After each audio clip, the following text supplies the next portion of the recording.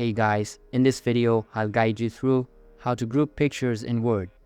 Alright, so let's begin with the video. First of all, add the pictures you want to go and group into your Word document. Then all you need to do is go and click on the picture and go to the top right and go and click on Layout Options. Or alternatively, if you can't see it, click on Picture Format and click on Wrap Text. Then all you want to do is choose one of the options from text wrapping. I'll go for square and then I'll do the same thing for the other one. Select it, click on Wrap Text in the top or just Layer Options, and I'll go and select square as that's what I did the last one.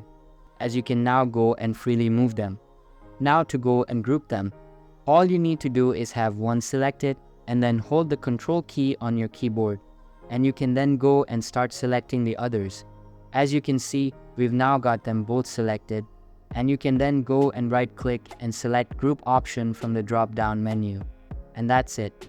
So that's basically how you can group pictures in Word.